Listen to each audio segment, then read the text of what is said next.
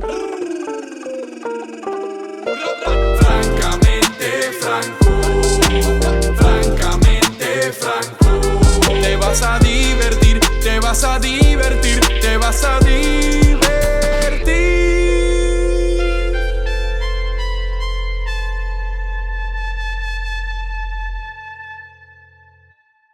Otro episodio de Francamente Franco, y en este episodio estoy honrado, estoy un poquito intimidado porque vamos a entrar en temas dentro de los cuales pues me causan un chin de inseguridad porque no tengo toda la educación ni el conocimiento acerca de ellos, así que pero voy a hacer lo mejor que yo puedo. Estoy aquí con Bianca Groló. Tú me acabas de corregir antes de empezar que así se pronuncia tu apellido. Se escribe Graulau, pero se pronuncia Groló.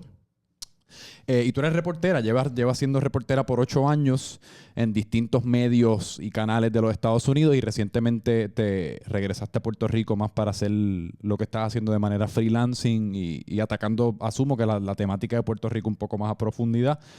Pero eso es lo que vamos a descubrir aquí. Pero primero que nada, gracias por estar aquí conmigo. Gracias por la invitación. Usualmente yo empiezo como que a mí me gusta ir llevándolo de manera un poco más cronológica en cuanto a cómo comenzaste y eso. Okay. Vamos a llegar a eso después. Pero quería empezar contigo porque ¿cuándo fue que tú subiste un video recientemente acerca de unos ricachones estadounidenses que quieren que tú vives en una tierra en Camuy, que es bien bella, protegida ¿por quién es que es protegida? Bueno, protegida se supone por el gobierno de Puerto Rico, según la política pública. Exacto. Y entonces, ¿qué es lo que está? Explícame la situación un poco desde tu punto de vista. Yo estaba haciendo una investigación, porque es un tema que estoy cubriendo, las tierras de Puerto Rico que están protegidas y si en efecto se están protegiendo esas tierras. Ok. A la vez que estoy haciendo la investigación, veo que ese terreno detrás de casa, que esa es la casa donde yo me crié. Entonces, es un terreno que siempre ha estado detrás de casa, prácticamente en desuso. Una finca bien grande. Vi que pusieron un letrero de se vende. Pues entonces, ahí inmediatamente llamo para enterarme un poco más del terreno, lo busco. Y como ya yo estaba investigando este reportaje, ya yo sabía dónde ir para verificar qué tipo de protecciones tenía ese terreno. Entonces, ahí es donde veo que es parte de lo que se llama en Puerto Rico suelo rústico. En el 2015, la Junta de Planificación de Puerto Rico desarrolló una política pública que se llama el Plan de Uso de Terreno.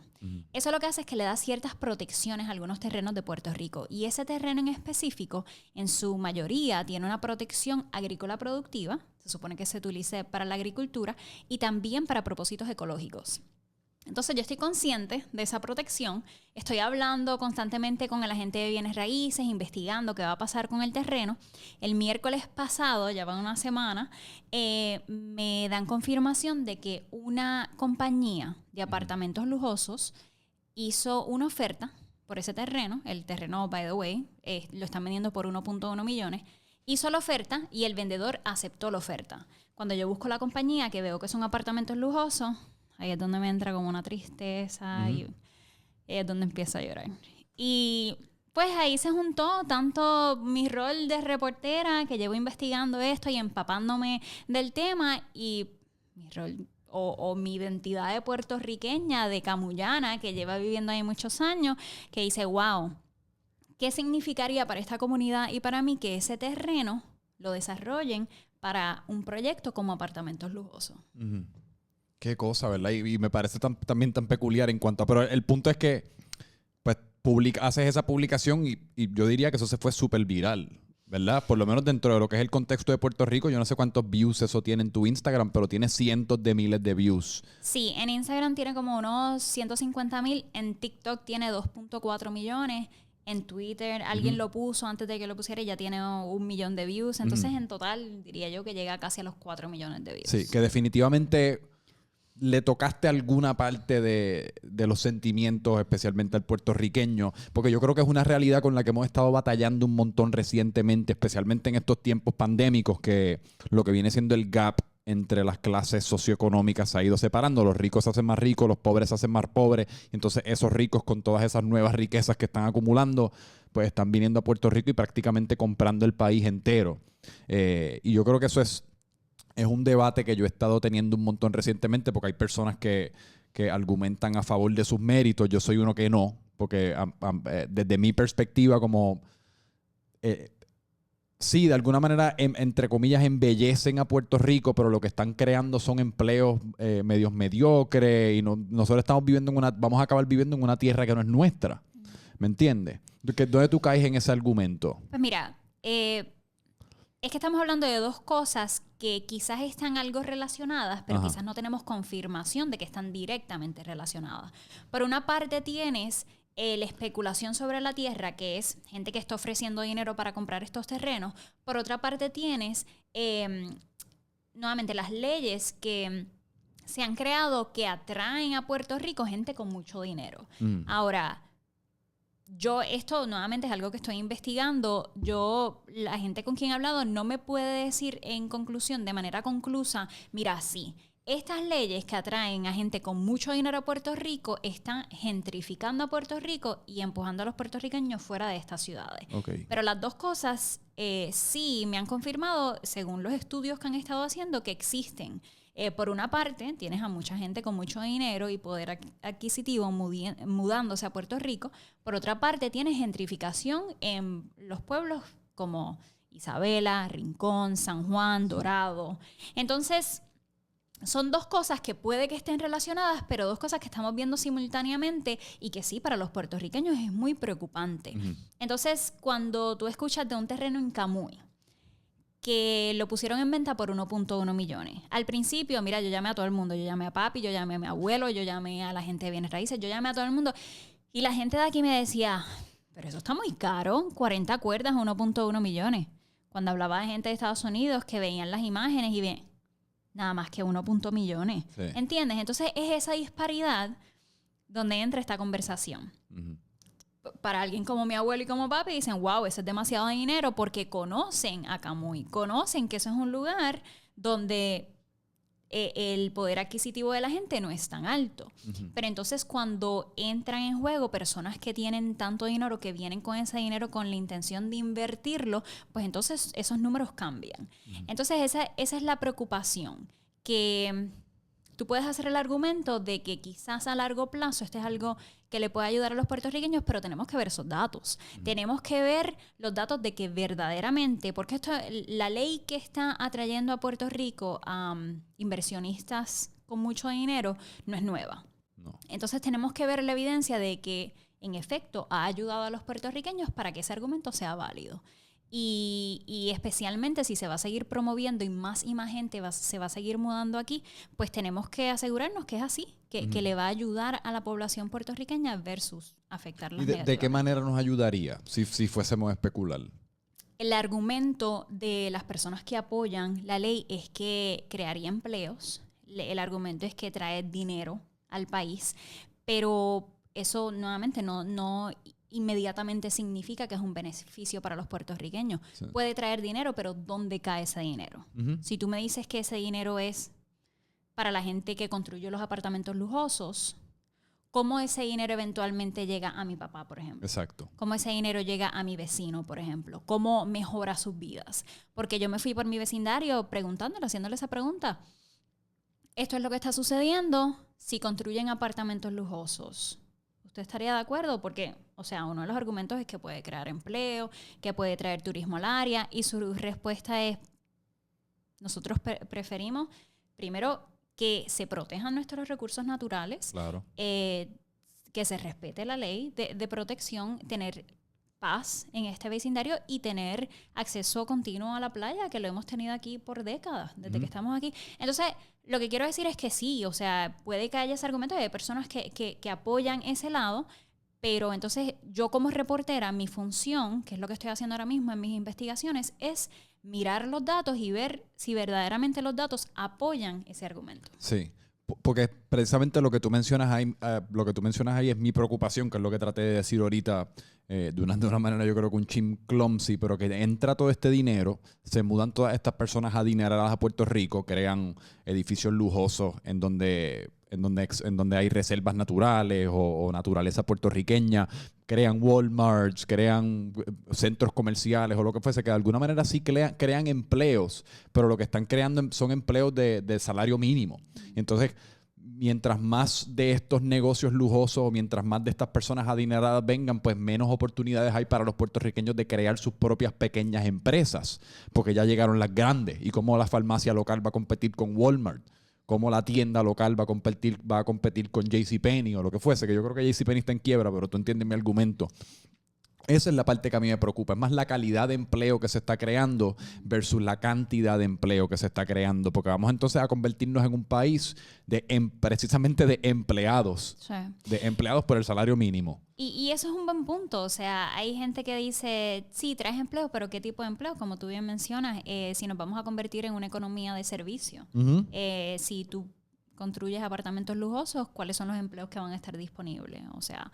entonces es un punto bien válido. Y la otra queja también es que algunas de estas leyes no están disponibles para los mismos puertorriqueños. Entonces Exacto. se le está dando un beneficio y una ventaja a los que vienen a los de afuera, a los que vienen de afuera, que no está disponible para los puertorriqueños que están aquí. No, y también si entiendo la ley correctamente, pues se están mudando para acá, establecen residencia por 6 meses precisamente para no pagar ningún tipo de impuesto, o 4%, no sé exactamente cuál es la cifra. Así que llegan personas adineradas, pero mucho de ese dinero no se está ni quedando aquí porque no están pagando impuestos, vienen por 6 meses, están viviendo en Dorado o lo que fuese, si acaso circulan el dinero dentro de su pequeño ecosistema, levantan un edificio y se van, como que no es que pagaron impuestos para mejorar las carreteras en Puerto Rico, no es que pagaron impuestos para mejorar las escuelas en Puerto Rico, que esa es la otra parte que a mí también me preocupa de esa ley, que no sé exactamente qué es lo que está logrando más allá de pues embellecer la superficie de lo que son ciertas partes de Puerto Rico o ponerlas por lo menos lujosas.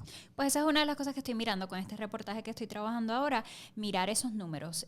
Pues porque nuevamente, si hablas con la gente... Hoy mismo posteé un video de Alberto Bacó, quien fue uno de los responsables por crear la ley. Su argumento es que sí, que las personas que se han mudado aquí desde que la ley empezó en el 2012, en efecto han contribuido a la economía, han empleado a personas y han pagado, pues vamos a decir, si compran algo, pagan el IBU, etc. Pero esos números hay que mirarlos con detenimiento, ¿no? Sí. Para ver si verdaderamente tienen un beneficio. Pero has dicho un par de veces embellecer, y es interesante ese concepto de embellecer. Digo, pero porque, si te fijas, dije embellecer de manera superficial. Ajá, pues entonces quiero tocar ese punto porque en uno de los videos toqué ese punto porque detrás de casa, en ese terreno, ¿sabes? Yo bajo por ahí con mis perros para ir a la playa y a mí me parece hermoso como está. A mí también. Entonces, si hablamos de una construcción, ¿sabes? Esto es desde mi perspectiva, esto es subjetivo. Yo como camullana que vive allí, apartamentos lujosos no me parece que vayan a embellecer algo que ya está hermoso. No. Ahora, de manera objetiva, lo que te puedo decir es que hay unas protecciones y que esas protecciones que donde se le preguntó a los puertorriqueños, donde hubo participación del pueblo y que supieron que se estaban protegiendo estos recursos naturales, que de momento no se respeten, pues entonces no es justo. Y además, como puertorriqueños y como reportera, mi labor es keep the government accountable. Claro. Estar pendiente de que se respeten esas leyes. ¿Y cómo tú remueves la emoción de estos reportajes? O sea, mencionas que estabas hablando con Alberto Bacó, responsable de pasar esta ley en Puerto Rico. O sea, cuando tú estás hablando con una persona como él, porque fue el ejemplo que traíste ahora, con cualquier otra, y algo medio te huele sospechoso o no, de la manera que te lo están presentando, no necesariamente hace sentido. ¿Cómo en tu mente tú mantienes ese sombrero de reportera puesta y no te pones el sombrero quizás de puertorriqueño y dices, mira este cabrón, qué jodido mentiroso? O sea, vete para el carajo con estos números que tú me estás aquí dando. Si tú creaste la ley, ¿cómo tú me vas a decir que no funcionó? Tú eres el último que me va a decir que no funcionó. Lo que pasa es que hay una diferencia entre opinión y los datos. Entonces, ya sea el señor Bacó o cualquier persona puede darme su opinión acerca de lo buena o mala que es la ley. Pero al fin y al cabo tienen que haber unos números. Y esos son los números que todos los reporteros, nuestra función es mirarlos y al final del día la objetividad es algo que se discute mucho en el mundo de periodismo, como algo que quizás no es la mejor palabra, es más cuestión de ser justo. Uh-huh. Es difícil tener objetividad cuando yo soy yo entera, soy puertorriqueña, soy camullana, ¿entiendes? Claro. Y todas estas cosas me afectan y yo creo que hasta el momento me había mantenido mis emociones para mí, pero en ese momento que pasó eso, ¿sabes? I broke down. Se me salieron las lágrimas y olvídate. Pero está la objetividad y está ser justo. Entonces yo puedo sentir lo que sienta acerca del terreno detrás de mi casa y ahí están mis emociones involucradas, pero al final del día yo tengo que mirar los datos. Sí. Y si los datos dicen, mira, hay esta protección según el plan de uso de terreno, si los datos dicen, mira, este terreno es muy probable que esté dentro de una reserva, y eso es bien importante, pues entonces ahí es donde yo puedo decir, personalmente, yo encuentro que los recursos naturales de Puerto Rico se deben proteger. Sí. Pero entonces estos son los datos. Y al final del día alguien puede estar en desacuerdo conmigo, que lo han hecho, han visto el video y dicen, mira esta histérica llorando, ¿qué le pasa? No hay problema con eso. Pero yo pudiese argumentar que lo interesante de ese video, y no sé si tú has tenido alguna especie de introspección o reflexión acerca de esto, que yo creo que un elemento bien clave de lo que lo hizo ser lo viral que fue la emoción. O sea, fue el hecho de que tú estabas llorando al principio. Que de alguna manera yo creo que eso es una de las cosas más difíciles de tu trabajo, y lo podemos hablar también en el 2021 con el boom de las redes sociales y todo lo que se premia en este mundo mediático y cibernético dentro del que vivimos hoy día es la opinión, y tienen que ser opiniones controversiales o que causen algún tipo de reacción, y por eso es que vemos las noticias como CNN, Fox, que cubren los temas que cubren y tienen shows de debate, yo tengo esta opinión y tú tienes una completamente contraria y vamos a gritarnos por 15 minutos y lo hacemos de nuevo con otro tema y lo hacemos de nuevo con otro tema, lo mismo con los deportes, con todo, es eso. Que debe ser difícil preservar como ese temple y esa objetividad dentro de un mundo que cada vez más y más recompensa o el morbo, la opinión, lo controversial, la emoción. No sé qué piensas acerca de eso. Pues mira, no era mi intención que casi 4 millones de personas me vieran llorando. Eso fue algo... fue mi reacción genuina en ese momento y sí, o sea, debatí en mi mente, debería expresarlo, ¿no? Y por eso en el video digo, sabes, esto es menos como reportera y más como puertorriqueña que tiene estos sentimientos y los estoy expresando. Pero tú tienes razón, o sea, la emoción, así conectamos, ¿no? Sí. Y cuando tú sientes que tú puedes empatizar Sí. con alguien, pues entonces sientes esa conexión. Y yo creo que es una de las razones por las cuales todos estamos medios adictos a las redes sociales, es porque estamos buscando como esa conexión. También la controversia, pero yo creo que especialmente como hablábamos al principio, como es algo que yo siento que otros puertorriqueños están sintiendo en este momento, pues dijeron, wow, esto es lo que estaba sintiendo desde mi barrio, desde mi vecindario, desde mi comunidad, en la lucha contra tal proyecto, etcétera. Pues entonces se sintieron identificados con eso. Y yo creo que pues por eso fue que se compartió tanto ese video. ¿Y tú crees que de alguna manera, o sea, aprendiendo de esa experiencia, de ahora en adelante vayas a incorporar un chin más como que tu lado personal? No tanto lo emocional en cuanto a que vas a estar llorando en todo video, pero... Lo que sea que cada video te haga sentir, esa emoción, esa emoción más humana, ¿tú crees que vayas a incorporar eso más dentro de tu reportaje? Yo creo que ya lo estaba haciendo, especialmente cuando me fui independiente. E incluso en los últimos trabajos que he tenido, yo creo que se han ido como que flexibilizando esas reglas que antes teníamos que ser como que caer en un molde. Y hablar de cierta manera. Yo creo que se ha ido flexibilizando y como que hemos ido aceptando finalmente, mira, somos reporteros, pero también somos humanos. Claro. Y lo que afecta a la comunidad nos afecta a nosotros. Entonces yo creo que, por ejemplo, en los videos que he puesto en mi YouTube, ha sido un poquito la conexión de quién yo soy como persona, pero también cumpliendo una función como reportera. Entonces me pongo a pensar en los demás videos que tengo y sí, es un poquito de todo. Es como cuando yo empecé este canal de YouTube, yo quería incorporar un poco las técnicas de los bloggers. Claro. Porque es algo muy efectivo, a la gente le encanta seguir esto, pero entonces ¿cómo incorporar eso a lo que es el periodismo y temas de noticia? Entonces eso es un poco lo que he estado tratando de hacer, así que yo creo que ya desde hace tiempo, lo que pasa es que ahora fue un poco más extremo, pero desde hace tiempo yo estaba como que combinando los dos. Qué interesante, que le has tenido que dar mucha cabeza a cómo cómo mezclar lo que es el mundo de las redes sociales y del internet, porque como lo que estás publicando lo estás publicando en YouTube, con el mundo de la noticia. Porque al fin y al cabo es como ese elemento, y por eso es que yo siempre digo que las noticias tradicionalmente como las conocemos en los canales, o sea, en la tele, en el cable, en la televisión, son entretenimiento. Y ellos, o sea, ellos tienen audiencias a las que acaparar, tienen auspiciadores a los que complacer, o sea, están dando las noticias, pero definitivamente hay un lado en el cual tú tienes que pensar cómo las presentas para tener un público, porque si no tienes un público, pues tu canal cesa de existir. Y pues eso, debe ser esa batalla entre cómo lo hago entretenido suficiente, pero a la misma vez me mantengo íntegra a lo que estoy tratando de comunicar.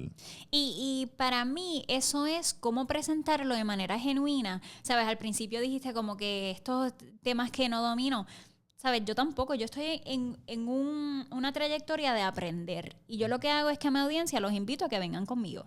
Claro. Y por eso yo muestro pues la evidencia. Mira, encontré este estudio, encontré estos números, hablé con este experto. Entonces yo voy aprendiendo contigo, me empapo en el tema, hago todo el research posible y entonces lo digiero para que la gente viéndolo pues lo pueda disfrutar y lo pueda entender. Entonces, ¿cómo yo lo hago interesante? Esto es la batalla que yo tengo en mi mente cuando estoy editando, cuando estoy escribiendo. ¿Cómo hago que sea una experiencia placentera que sabes, que tú te disfrutes la música con los shots que hice con mi cámara y a la vez profundizar para que aprendas algo que antes no sabías? Claro. Entonces ese es el balance que siempre tengo en mi cabeza. ¿Y cuál es, o sea, si me pudieses dar a mí, por decir, pero por mí yo también soy proxy de las personas que nos están escuchando, algunos tips acerca de lo que tú entiendes que es buen storytelling o cómo lograr buen storytelling dentro de... Pues, buen storytelling, punto. Vamos a no darle... Piensa en el contenido que tú consumes. Piensa en el contenido que tú disfrutas consumir. Yo creo que a veces nos perdemos en eso. Y eso me pasaba a veces cuando estaba en mis trabajos anteriores, que yo decía, si yo no trabajara para esta estación, yo consumiría este contenido. Y yo creo que eso a mí me recuerda tener a mi audiencia en mente. Entonces... si yo estuviera viendo este video y es de otra persona y ya a este punto estaría aburrida, porque la gente no se va a aburrir en este punto viendo mi video. Exacto. Entonces hay que ser bien crítico en ese sentido y, ¿sabes? Walk away, distanciarse del contenido, volver, mirarlo y decir contra esto. ¿Es tan importante verdaderamente tenerlo ahí o no? Entonces es cuestión de mantener el pace, saber que puedes mantener a la audiencia... pues engaged, te estoy hablando aquí en un Spanglish brutal, pero mantener a la audiencia acaparada con tu contenido y a la vez darle información que es crucial para que entiendan el punto de tu historia, de tu reportaje. Yo creo que eso que mencionaste ahí es súper clave en cuanto a, o sea, el pensar en uno mismo como consumidor antes de creador. Yo creo que eso es algo que yo estaba tratando de hacer mucho recientemente, porque yo creo que es bien efectivo. A nosotros nos encanta pensar que somos únicos en cuanto a que pues yo consumo esto, pero sabido si nadie más lo consume, pero al fin y al cabo nuestros hábitos de consumpción, de entretenimiento, acaban siendo tan similares y predecibles que si uno crea el contenido para uno como consumidor, las posibilidades son que otra gente se los va a disfrutar y lo va a encontrar interesante. Yo soy bien crítica conmigo mismo cuando estoy consumiendo, yo no sé si esto lo hace todo el mundo, pero cuando estoy consumiendo contenido, vamos a decir, estoy en TikTok y me da con scroll, ¿qué fue lo que me hizo perder interés? ¿O por qué me quedé? Entonces eso como que voy anotando en mi mente esos tips. Entonces voy aprendiendo de la gente alrededor mío. Te digo, yo estuve viendo un montón de vlogs antes de empezar mi canal y también estuve viendo un montón de periodismo investigativo. Entonces voy mezclando los dos poco a poco. No, y también, especialmente en esta era de TikTok y los Reels en Instagram y Twitter, que son 180, yo creo que characters o lo que fuese, que cada vez más y más premia lo corto, lo conciso. Ya un video de 7 segundos a veces es eterno. También es bien difícil como que reconciliar eso con a veces tratar de crear algo que sea formato un chin más largo y es como que diablo, está muy largo y es como se convierte en una batalla mental de uno con uno en cuanto a veces dejar las cosas respirar un poco y no siempre sentir la necesidad de que las cosas sean un ataque de 7 segundos, 15 segundos, porque hay ciertas cosas que ameritan respirar un chin y durar un poco más tiempo. Pero a veces uno acaba eliminando cosas que quizás tenían mérito para estar dentro del video, que es interesante como todos esos procesos funcionan a la hora de crear contenido. contenido. Sí, tú lo sabes, tú creando contenido, sabes que eso es lo que uno siempre se batalla, como que debería dejar esto, debería quitarlo. Y yo creo que también depende mucho de la plataforma. Claro. O sea, yo sé para la audiencia que yo estoy creando cuando estoy en TikTok. Ujú. Y yo sé que esa es una audiencia que tiene poca paciencia. Dime lo que me vas a decir y dímelo ya. YouTube, pues la gente como que tiene más una propensidad a sentarse a disfrutar algo. Está ahí para una experiencia que es diferente. Entonces eso lo tengo bien presente cuando creo contenido, especialmente porque a veces yo hago un video largo para YouTube y después corto pedazos para TikTok. Yo sé que, ¿sabes? Ese arte de poner mis shots con música y que la gente se lo disfrute, en TikTok ya es menos efectivo. Ahí es como que dame la información donde está el punchline. Y entonces, ¿en qué momento es que tú decides que te interesa una carrera como reportera? Pues mira, yo cuando me gradué de la escuela superior, ya yo sabía que eso era lo que me interesaba. ¿Sabes? Yo no tengo una de estas historias de que desde chiquita quería ser reportera ni nada por el estilo. Simplemente cuando estaba en escuela superior, pues no era muy buena en matemática ni en ciencia y me gustaba más la historia, la política. Y me gradué y fui para la universidad y empecé a estudiar periodismo y ahí me di cuenta que sí, que me encantaba. Y estaba loca por graduarme y tener un trabajo de reportera. Interesante. Esto fue entonces cuando te graduaste de escuela superior. Y entonces te fuiste a los Estados Unidos a estudiar universidad y allí fue que perseguiste esto como carrera. Exacto. Y empezaste trabajando en los Estados Unidos, en Canadá, asumo que en noticias locales. En noticias locales en español primero. Ok. ¿Y qué tal fue esa experiencia? O sea, evolucionando en noticias, o sea, trabajando en noticias locales, puntos para empezar. Pues mira, la manera en que funciona, tú te gradúas y buscas un trabajo, pero como estás empezando, buscas un trabajo comúnmente en un mercado pequeño. Claro. Y mercado pequeño significa es que hay menos audiencia. Así es como se hace el ranking de las diferentes ciudades. Entonces, era en Palm Springs, en California. Estamos hablando que era mercado 180 y pico de 200. 160 y pico de 200. Un mercado bien pequeño. En la estación éramos un total de 5 personas.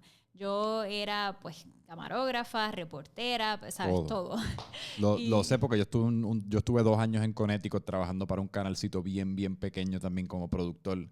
Y es increíble la discrepancia entre lo glamorous que puede aparentarse en la televisión cuando te sientas a verla versus estar tras bastidores. Así mismo es. Entonces, pues es el corre y corre, pero nada, en casi todos mis trabajos, aunque fue aumentando el número de personas que trabajaban en la estación, yo hacía lo mismo, que era toda la labor desde escoger el reportaje, desde hacer la búsqueda de los datos, desde la entrevista, grabarlo, editarlo y presentarlo frente a cámara. Entonces me fui a Sacramento, estuve trabajando en español ahí también, con Univision también, y de ahí pues hice la movida para inglés y desde entonces tuve como 2-3 trabajos más en noticias locales, pero ya cuando tuve mi tercer, cuarto trabajo, ya yo sabía que yo quería salirme de ahí, hacer lo mío propio, ya tenía ese deseo. Okay. Pero, ¿por alguna razón en específico te desilusionaste de alguna manera con el tipo de cobertura que tienen las noticias locales o las noticias puntos a nivel nacional también? Era lo que hablábamos anteriormente. Si este no es contenido que yo hubiera visto y que no me hubiera sentado a ver el noticiero de las 5 de la tarde naturalmente, si yo no trabajara en noticias, pues sentía que ya no estaba creando contenido que yo misma consumiría. Sí. Entonces, por ejemplo, en uno de mis trabajos, Dios mío, si yo me sentara a contar cuántas veces yo hice el mismo reportaje de que en las montañas estaba nevando. Literalmente ese era mi reportaje. Sí. En 1 minuto y 15 segundos, dinos que empezó a nevar en las montañas. Entonces, un día de trabajo cansón. Claro. Porque estamos hablando de guiar 2 horas para llegar a la nieve, de tomar el video, de entrevistar a la gente y hacerle las mismas preguntas, ¿sabes? What do you think? It's now snowing. Do you think that's a good thing? ¿Qué te parece? ¿Está nevando? ¿Te gusta, no? Entonces, hacer el mismo reportaje, a veces yo relajaba con los camarógrafos. Yo decía, si yo entregara el libreto que hice hace un par de semanas, ¿tú crees que se darían cuenta? Porque es el mismo reportaje, simplemente es un día diferente. Entonces, ya llegaba un punto que yo sentía, para yo dar lo mejor de mí, tengo que sentir que todavía estoy emocionada y apasionada del trabajo que estoy haciendo. Entonces, eso es por una parte. Y eso es una frustración que compartimos muchos reporteros que hemos estado en se puede perder la pasión rápido porque es que, como tú dices, son días largos y a veces uno está teniendo estos días largos operando bajo la premisa de que uno más o menos sabe que lo que uno está haciendo no es de mucho interés para tantas personas. Uno simplemente está literalmente rellenando 1 minuto y 15 segundos de aire. Y no es solamente mi labor y la del camarógrafo y la de los productores, pero también el minuto y 15 segundos de la vida del televidente, ¿entiendes? Que yo digo, con este minuto yo pudiera estarlos informando acerca de otra cosa. Y no te voy a decir que todos los días eran así. Habían días que yo hacía reportajes que yo sentía que estaba haciendo una diferencia. Pero entonces poco a poco sentía que era como una lucha interna en yo decirles, por favor, vamos a cubrir esto o vamos a hacerlo de esta manera. Si tengo un reportaje que es bueno, vamos a ponerlo en las redes de esta manera, que estoy segura que nos va a traer más audiencia. Entonces era pues como que esa lucha de convencer a la gente que iba por encima de mí de que así pues podíamos hacer las cosas. Y cuando los hacía por mi cuenta, pues corroboraba que sí, que eso tenía resonancia, que podíamos atraer audiencia. Pero me seguía dando contra una pared. Claro. Pues y al fin y al cabo, cuando uno tiene un trabajo y tiene jefe, es lo que digan los jefes, ¿entiendes? Sí. Entonces, pues ya tenía como que ese deseo. Pero, pues me imagino, como tú sabes, cuando uno se va por su cuenta a hacer contenido, aunque tengas audiencia, eso no significa que vayas a tener el dinero para poder continuar. Entonces, eso me pasó. Y nada, volví, conseguí otro trabajo, entonces es como que I was taking the good with the bad. Estaba como que pues ni modo, estas son las cosas que quizás no me gustan, pero también hago reportajes buenos y me gusta lo que hago en ciertas instancias.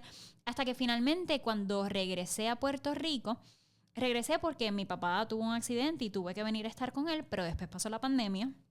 Me quedé en Puerto Rico y dije, ¿para qué voy a volver? Si estoy cómoda aquí, hay tanta noticia en Puerto Rico, hay tanto que reportar, ¿por qué mejor no me quedo aquí, me voy independiente y puedo seguir contando estas historias? Ok. Y háblame un poquito de precisamente como, o dame algún ejemplo de como esa discrepancia entre, mencionaste lo de las montañas están nevando, pero algún otro ejemplo de como que el tipo de reportaje que hacías antes cuando estabas, o cuando estás empleada todavía bajo algún outlet normal o las cosas que tú haces por tu cuenta.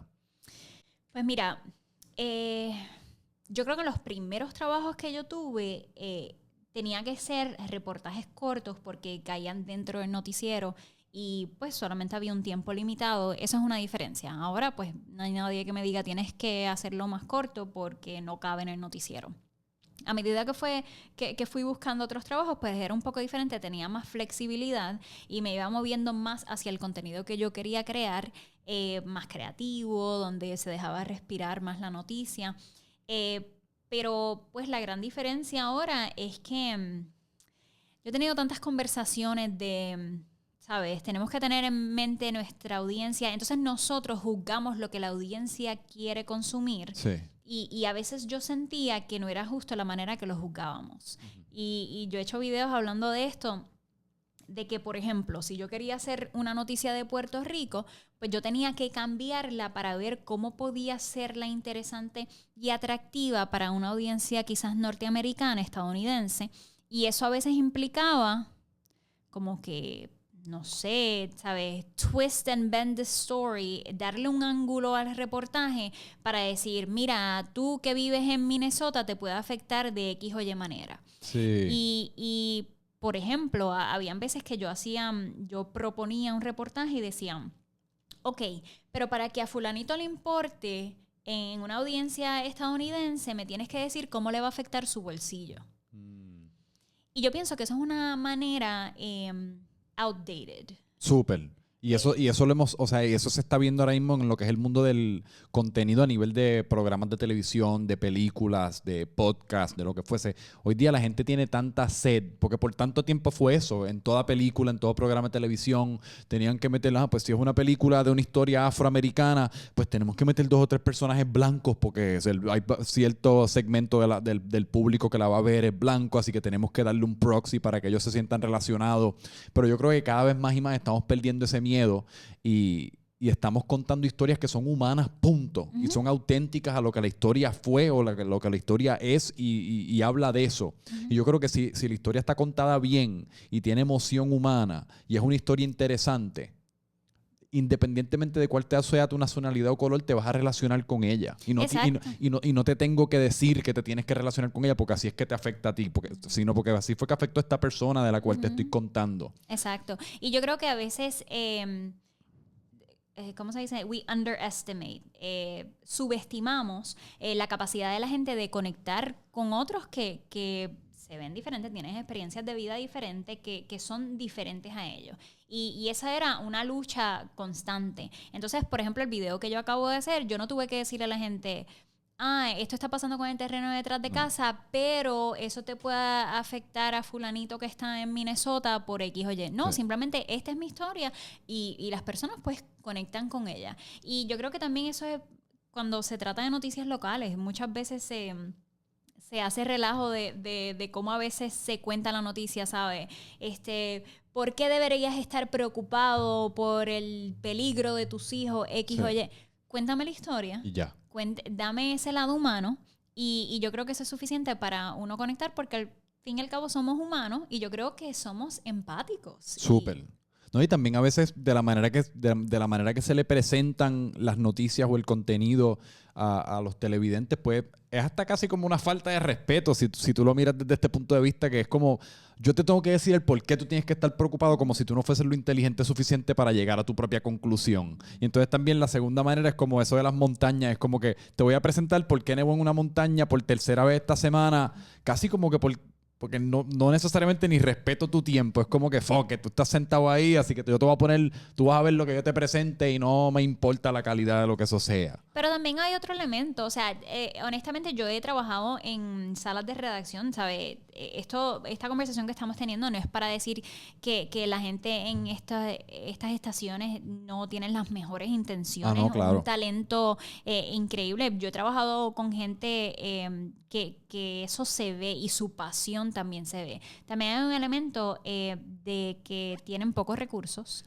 No, y es todos los días. Es la naturaleza de la bestia, es todos los días y es imposible encontrar una historia súper interesante todos los días, que esa parte yo la entiendo y me simpatizo con ella y de muchas maneras por eso es que yo creo que se le ha hecho difícil a programas tradicionales de media hora o que son a una hora en específica o el periódico competir con el internet, porque el internet pasa algo y te reaccionan. Si el video fue 30 segundos, es de 30 segundos. Si dura 5 minutos, pues es de 5 minutos. Pero el internet no tiene reglas, no tiene auspiciadores, no tiene horas de comerciales, no tiene un time slot de 30 minutos.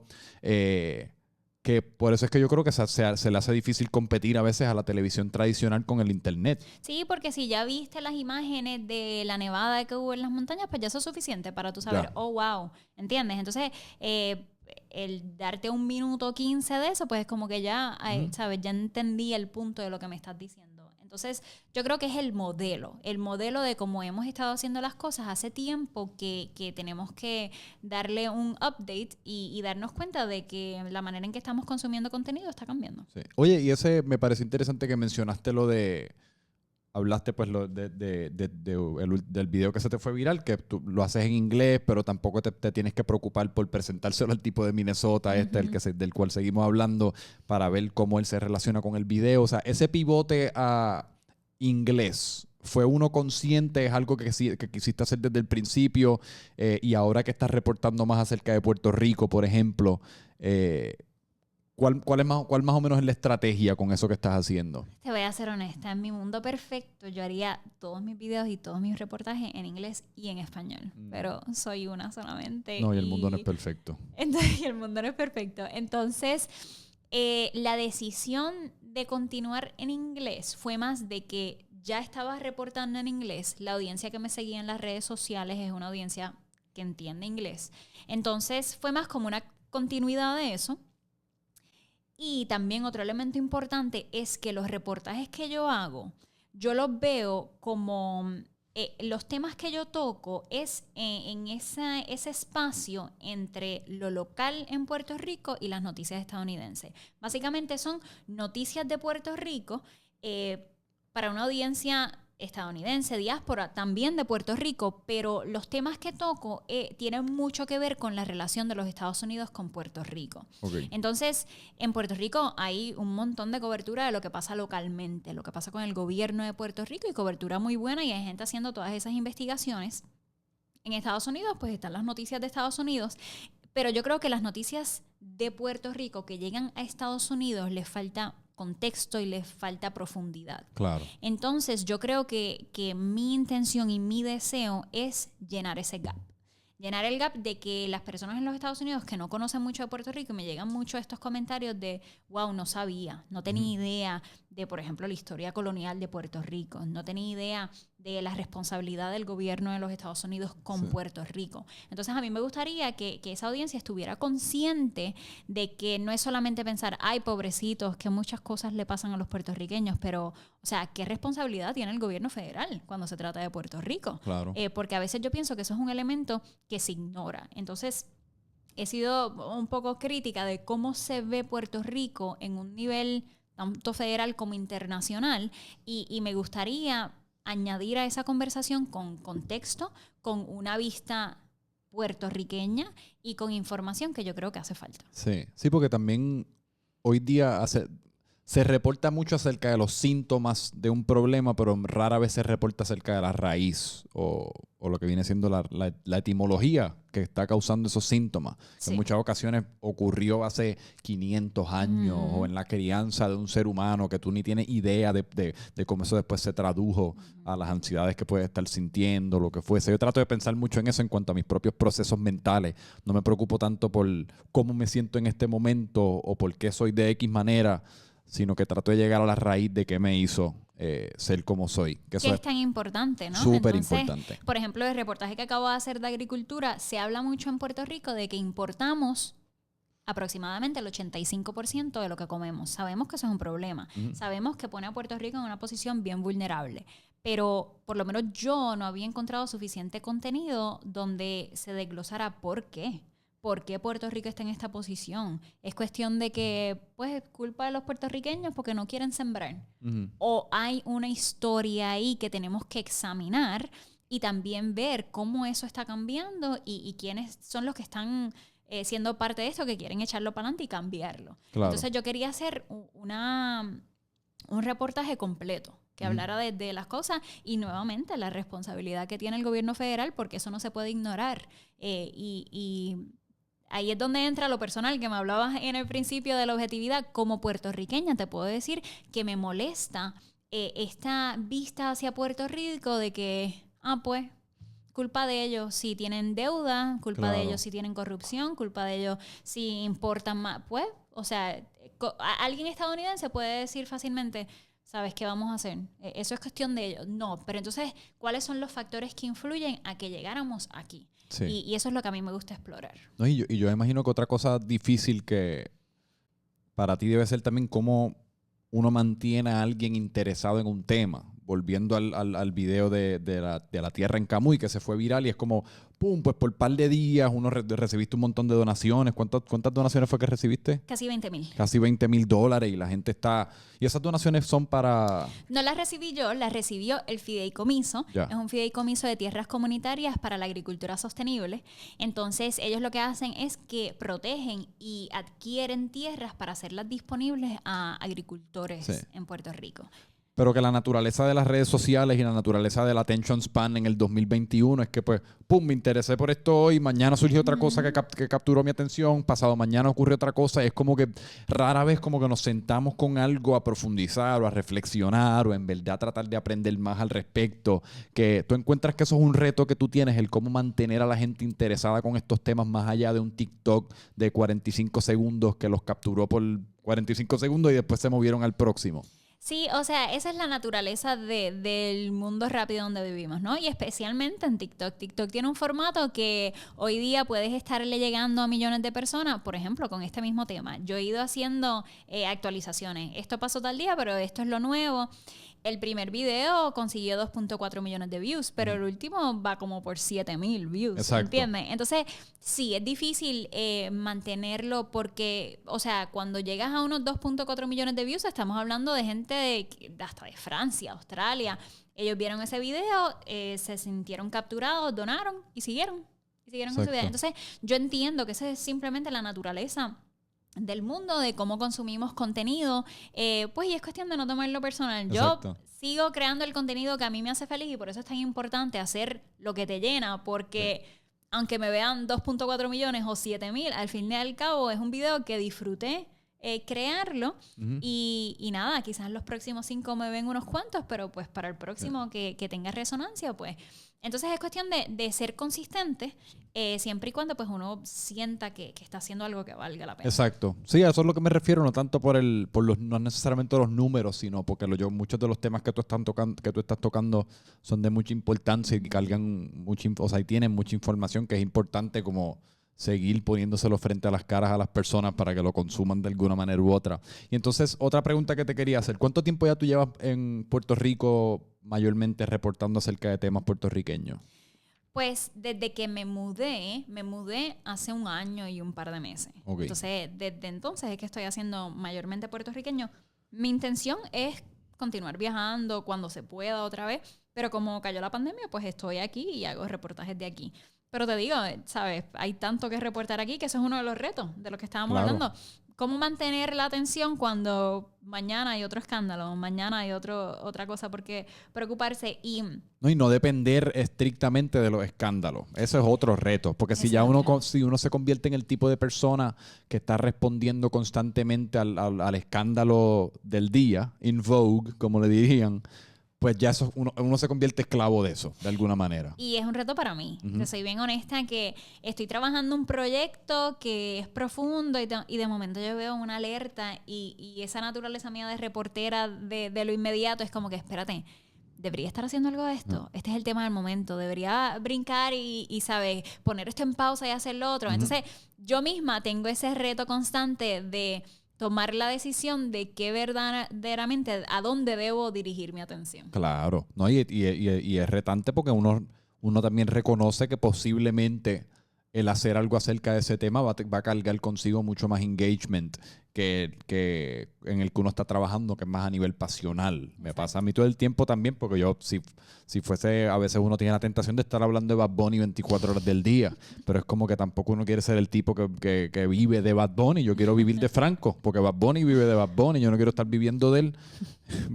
Pero nada, esos son 30 segundos de análisis psicológico. Pero, y te quería preguntar, pues, ¿qué más o menos, si pudieses resumir tu 1 año y 3 meses enfocada en reportar acerca de Puerto Rico, cuáles son algunos de las bullet points o temas o datos, gotitas del saber que te vienen a la mente o que te han resaltado que la gente debería saber acerca de Puerto Rico? Pues mira, nuevamente es como más o menos lo que resume o define mi contenido hasta el momento, que es la relación de los Estados Unidos con Puerto Rico. Es como te digo, esto es una trayectoria de aprendizaje para mí. Hay tantas cosas que yo no sabía, hay tantas cosas que yo me pongo a pensar, wow, eso yo recuerdo haberlo escuchado, pero en un contexto bien diferente. Estamos hablando, ¿sabes?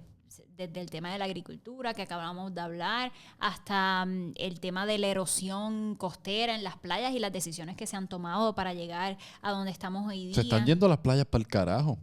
O sea, yo estaba en Isla Verde ayer y yo me recuerdo ir a Isla Verde de chamaco porque mi mamá es de Isla Verde y mis abuelos vivían allí.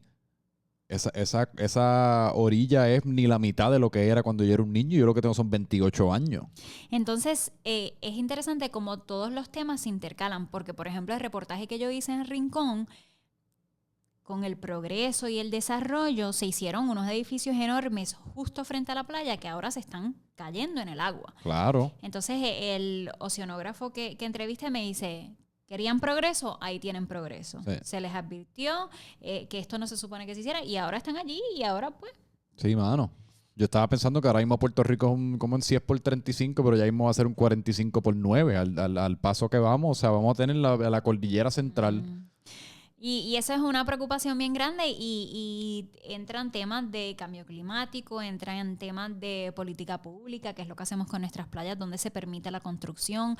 ¿Sabes? Son temas complejos que abarcan muchas cosas, pero pues uno sigue alando ese hilo y va encontrando más cosas, ¿no? De qué tiene que ver eso con nuestro gobierno, con el formato del gobierno, de cómo es que somos un territorio, de las decisiones que se tomaron. Entonces, para contestar tu pregunta, ¿sabes?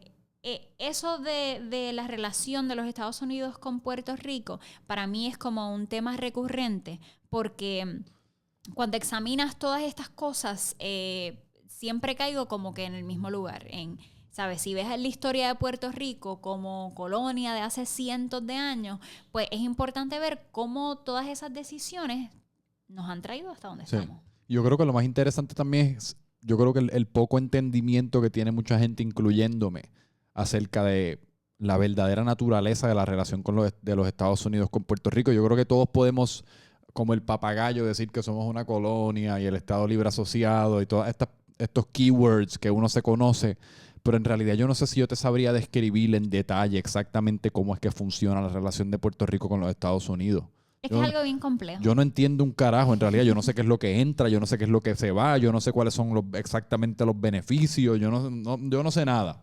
Pero, y también es importante saber que, digo, por eso yo siento como mi misión, si yo tengo el gran privilegio de poder dedicar mi tiempo a estudiar estas cosas y después digerirlas, pues lo hago, porque es que la realidad es que tú no puedes culpar a la gente, algo que es tan complejo, estamos hablando de cientos de años de historia, Sí. y a la vez tú estás tratando de trabajar, de darle comida a tu familia, ¿entiendes? Sí, entonces no se puede esperar tampoco que a menos que tengamos un sistema educativo robusto donde verdaderamente se nos enseñen todas estas cosas y el pensamiento crítico de la situación política de Puerto Rico, pues que la gente pues que tenga el tiempo y las energías de educarse por su cuenta cuando tienen que preocuparse por mil otras cosas. Bien brutal. ¿Y cuál es tu rutina de consumo noticiero? O sea, ¿de dónde tú estás insumiendo toda la información que estás insumiendo?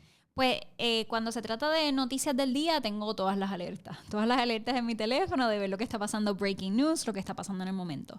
Pero cuando se trata de información a profundidad, ¿sabes? Artículos, ya sea periódico, pero en realidad es online, y tengo mis suscripciones del Nuevo Día, de New York Times, de Washington Post, porque son las publicaciones que leo cuando quiero sentarme y verdaderamente digerir un tema. Mira, y entonces, para ir terminando y pivotear un poco de los temas que hemos estado hablando, tú también, según tengo entendido, como que tú tienes una gran pasión por lo que es el minimalismo, una vida minimalista.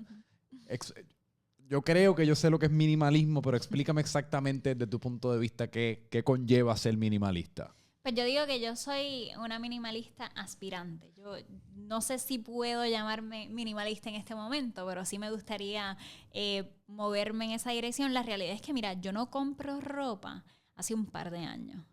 Pues yo soy minimalista también. Que no compro ropa. Y estaba pensando, de hecho, lo pienso ahora mismo que me iba a vestir para venir para acá y yo... Wow, como que me he puesto esto para un montón de cosas, pero antes eso hubiera sido un punto de vergüenza, ¿no? Como que me vean con la misma ropa. Ahora es más como que orgullo. Como bien que brutal. Si me dicen, ¿te pusiste ese? Yo, sí, es que yo lo que tengo son los mismos 5 trapos. ¿Y ya? Especialmente porque también ha sido parte de mis reportajes y volvemos a lo mismo. Lo que me afecta como persona también es lo que me atrae a investigar como reportera. Y he hecho reportajes donde uno se pone a ver los efectos del consumerismo y son terribles.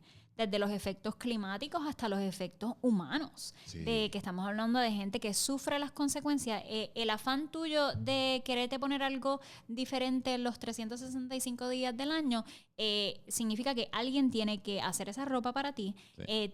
Tendríamos que pensar en las condiciones en las que esas personas están haciendo esa ropa para ti. Y después cuando tú terminas con ella, ¿qué pasa? O sea, en Puerto Rico, por ejemplo, estamos hablando que nuestros vertederos están hasta el tope. Hasta el tope. Mucha de nuestra ropa termina ahí. Ya mismo nos empiezan a meter basura por dentro a nosotros porque no cabe más en ningún sitio. O si no, a veces nos queremos sentir bien diciendo, pero yo la regalo a gente que lo necesita. La gente que nosotros creemos que la necesita muchas veces está literalmente diciendo al gobierno, ya no nos mandes más tu basura. Porque entonces se convierte en nuestro problema. Y literalmente a veces lo que ha sucedido es que el gobierno de los Estados Unidos obliga a otras naciones a que acepten nuestras cosas. Sí. Entonces, tú fuiste la que publicaste algo acerca de África, ¿no? Ajá. Que en África los obligan, porque muchas de las cosas, como nosotros acá pensamos que nosotros somos los salvadores de África y le enviamos toda la ropa que nos queda leftover. Si no me equivoco, tu reportaje decía que ya ellos tienen suficiente, ya se le ha enviado ropa de más y que no quieren más, pero que se la ha impuesto. Trump, si no me equivoco, le impuso alguna especie de amenaza para que la siguieran recibiendo o no recibían alguna ayuda. Durante la administración de Trump, algunos gobiernos, incluyendo el de Kenia, dijeron, vamos a prohibir que siga llegando ropa de segunda mano porque, número 1, está terminando en los vertederos, tenemos que quemarla porque no tenemos dónde ponerla. Eso es lo peor para el ambiente. Y número 2, porque también está afectando la industria de ellos. Ellos tienen su propia industria de textiles, entonces lo que estás haciendo es que estás irrumpiendo eso y les estás metiendo por ojo, boca y nariz lo que nosotros ya no queremos. Entonces es un problema bien grande y eso me tortura como persona.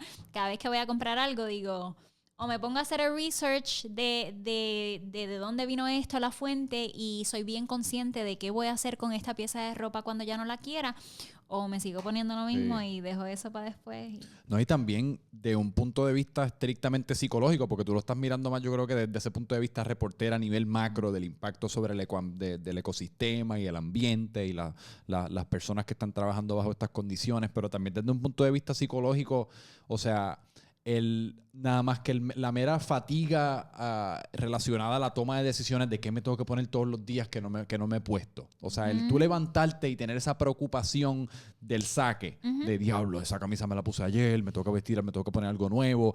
O también el sentir que tanta de tu autoestima es derivada de conseguir las tenis de Bad Bunny, pero entonces mañana salen las de Anuel y pasado mañana salen las de Travis Scott y pasado mañana salen las de Drake. Las de Bad Bunny ya son, o sea, te placen por 24 horas y dejan de ser suficiente una vez te tiras la foto para Instagram, cuando esa es la vida que tú has establecido para ti mismo. Así que ese rat race causa tanta insatisfacción. O sea, porque nunca nada es suficiente porque tengo que tener lo próximo. Y lo próximo viene mañana. O posiblemente si de esta mañana viene por la noche, porque hay tanto. O sea, nos están dando tanto contenido, ropa, moda, lo que fuese. Y si sentimos esa necesidad de tener que ser parte de todo, es agotante. Yo creo que no hay nada más liberante que uno, como tú dices, casi como yo a veces he pensado hasta tener un uniforme de vida. O por lo menos una variación de lo mismo. O sea, un mahón o un pantalón con camisa negra, que ya más o menos lo hago. Pero sí, y libera a uno, mano. Y ya cuando la gente... Y todo en la vida yo me he dado cuenta que es romper el hielo. Cuando tú rompes el hielo y más o menos te estableces como una persona que no le importa un carajo el ponerse lo mismo todos los días, rápido te das cuenta que a nadie le importa un carajo si tú te pones lo mismo todos los días. Todo el mundo está pendiente a sí mismo. Nadie. Está pendiente a ti, y eso es aplicable a todo. Y a todo. Y si alguien sí tiene una opinión sobre lo que tengo puesto, pues ¿cómo me afecta eso a mí? Esa es la opinión de ellos. Ellos tienen que bregar con ella. Entonces, y volviendo al mundo de periodismo y lo que es trabajar en estaciones locales, esto es algo que yo he sido muy crítica de esto porque ese proceso mental del que tú hablaste, de tener que levantarse y decir qué me pongo hoy, qué no me he puesto, es algo que yo tenía que pensar todas las mañanas cuando me iba a vestir para ir a la estación.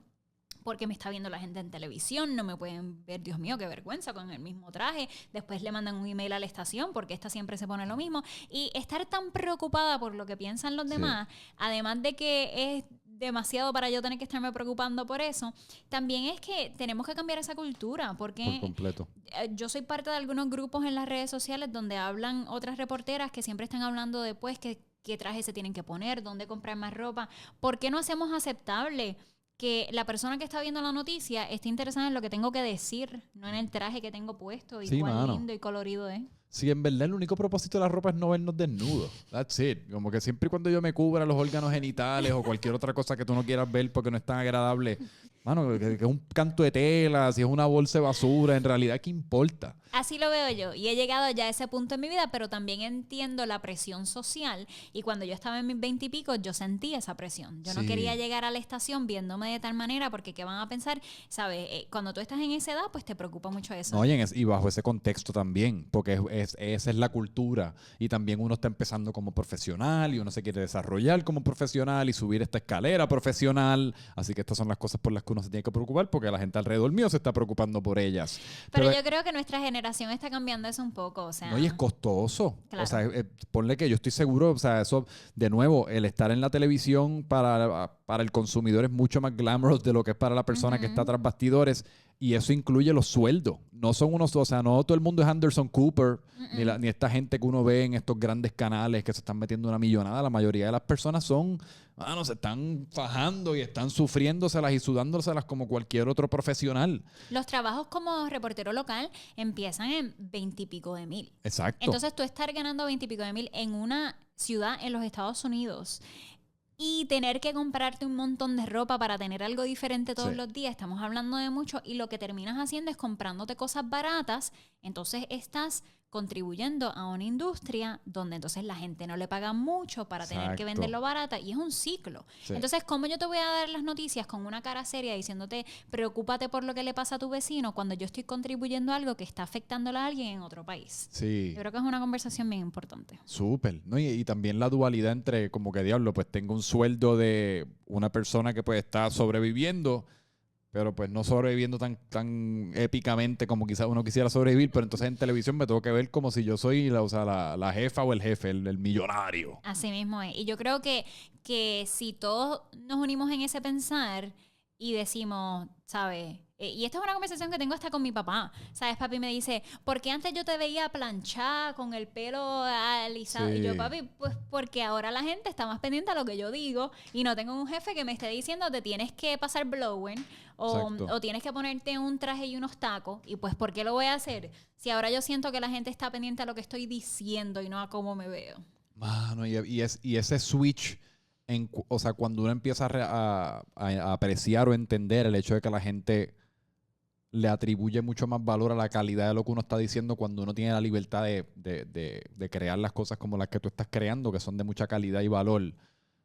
Y en ningún momento en alguno de tus reportajes yo ni me he fijado en que yo no me puedo ni recordar en alguna pieza de ropa que tú te has puesto en alguno de ellos. Voy a coger este clip y se lo voy a mostrar a papi porque mira que yo le digo esto y le voy a enseñar este clip. ¿Viste, papi? Que la gente ni se acuerda de lo que yo me puse. Olvídate de eso. Oye, y para terminar, que me acabo de recordar, ¿qué te parece la situación de los turistas en Puerto Rico? ¿Qué me parece la situación de los turistas en Puerto Rico? Para serte honesta, en estos días he estado tan enfocada en lo de los terrenos y para serte honesta también, aparte de las medidas del COVID que son bien importantes que se sigan, el hecho de que haya un par de gente bailando en la acera me parece mucho menos importante de que nuestros terrenos protegidos están en riesgo. Sí. Eso es lo Y que también te a puedo decir. veces están... Yo estuve en Miami hace como 2 semanas y pues definitivamente, o sea, allí están mucho más relax en cuanto a lo del COVID que en Puerto Rico, por lo menos en Puerto Rico hace unos meses o en algunas otras partes del mundo. Pero sí pude ver una discrepancia entre lo que uno ve comunicado en las redes sociales, porque son clips cortos y son clips específicos. O sea, un clip para comunicar. Diablo, papi, los turistas en Bayamón. Y de seguro vas a Bayamón y eran los únicos 3 turistas bailando en la única guagua en donde estaban los únicos 3 turistas. Pues lo mismo me di cuenta en Miami, que dentro de todo, pues tampoco es la jungla que yo pensé que quizás iba a ser. Pero eso es, de nuevo, es volviendo a lo que quizás uno quiere consumir sin necesariamente realizar qué es lo que uno quiere consumir, así que es lo que te están dando, que es estas noticias amarillistas y morbosas y etcétera. Pero a mí lo que me parece bien interesante en cuanto a lo de a toda la temática de los turistas en Puerto Rico es como, no sé, me parece que es posible que haya como una pequeña retórica un poco racista en cuanto a la discusión del tema y mucha gente está como aprovechando la oportunidad para mostrar sus verdaderos sentimientos hacia la raza negra, pero disfrazándola como los turistas. No son los negros, sino que son los turistas. Eso está bien presente en Puerto Rico y es una conversación que nosotros tenemos que empujar a que la tengamos porque, ¿sabes? Yo lo veo alrededor mío, entre familiares, entre gente cercana. Yo entiendo que es la manera en que hemos sido criados, pero hay que romper con eso. Y es nuestra responsabilidad decir, espérate, analiza lo que acabas de decir. Pero es difícil. Eso, mano, en verdad pocas cosas hacen a uno sentir tan incómodo o como tan confundido como cuando un ser ha llegado a uno, entiendas, un familiar, una amistad o lo que fuese, de la nada, pues sale con un comentario racista, por decir, en relación a lo de los turistas. Y es como, wow, espérate. Right. ¿Qué carajo está pasando? Como que yo no apruebo de esto para nada, pero no sé exactamente cómo atacar esto ahora mismo. O sea, no sé si convertir esto en una super mega discusión, si simplemente ignorarlo porque yo sé que no va para ningún lado si se lo canto. Es como, es bien mucha presión, es bien confuso en la mente de uno. Especialmente cuando hay gente dentro de tu propia familia. Pero yo lo que he estado aprendiendo, escuchando a otras personas y a la comunidad afroboricua, tanto como a la comunidad en los Estados Unidos, es que es difícil encontrarnos en esa situación incómoda, pero jamás se va a comparar a lo difícil que es vivirlo en carne propia y ser el objeto de esos comentarios, Full. de ese pensar. Entonces yo creo que nos toca a todos, ¿sabes? Por más incómodo que sea, yo decirle, ¿sabes? A la persona, educar más que nada. Desde un lugar de compasión, pero yo creo que nos toca porque es que si no, nunca va a cambiar esto. Nunca. Sí, también yo creo que esos procesos a veces vivimos en una era en la cual tenemos tanto deseo e ímpetu de que todos estos movimientos y procesos ocurran de la noche a la mañana. Obviamente pues sería lo ideal. Pero yo creo que si la historia nos ha mostrado algo es que estas cosas ocurren mientras las generaciones van pasando y entrando. ¿Me entiéndase? Que pues cada generación trae consigo un poco de progreso. Y así. Y se va diluyendo lo malo, diluyendo lo malo, diluyendo lo malo, hasta que eventualmente la esperanza es que pues no exista. Y qué bueno sería que con la nuestra digamos basta. No, claro. Yo creo que la nuestra es una de mucho cambio. Vamos a ver cómo envejecemos. Espero que envejezcamos chilling y no de la nada a los 60 años. ¡Wow! Espérate. Y todos estos sentimientos reprimidos que tengo. Pero nada, muchas gracias por haber estado aquí. Se me fue flácido el micrófono. Muchas gracias por haber estado aquí. De verdad que estuvo cabrón. De verdad que nos quedamos nada más casi como en el se quedó carne en el hueso. Vamos a ponerlo de esa manera. Podríamos hablar muchas cosas más. Te digo, este no es el formato más cómodo para mí. Yo siempre hablo en videos de 1 minuto y quizás hago un video largo de 10 minutos, pero te agradezco mucho porque ha sido una conversación bien amena. Brutal. Sí, a veces hace falta también uno, ¿me entiendes? Hablar en un formato un poco más largo para conversar. Sí, a veces yo mismo me escucho y es como, diablo, ¿qué carajo es lo que yo me entero de lo que estoy diciendo después de haberlo dicho? Sí. Como bobo, así que me siento de esa manera. Déjame explorar este pensamiento un poco más. Pero nada, muchas gracias. ¿Dónde te pueden conseguir en TikTok, en Twitter, en Instagram, en Facebook, como tu nombre, ¿no? Todas partes, Bianca, se escribe Graulau, Bianca Graulau, pero se escribe Bianca Graulau. Así me pueden conseguir en todas las plataformas. ¡Pum! Vayan para allá, que de verdad que es interesante y es contenido distinto. No son tonterías, sino que son cosas dentro de un mundo de tonterías. De vez en cuando pues te puedes detener a tener un minuto también de aprendizaje, que está gufiado. YouTube también denle duro. Patreon, tú tienes un Patreon. Tengo Patreon, sí. Que también bajo tu nombre. Sí, Bianca Graulau. Perfecto, pues vayan para allá. A mí me siguen como Franco Micheo. Esto fue otro episodio de Francamente Franco. Muchas gracias, pero más que nada, mucha paz.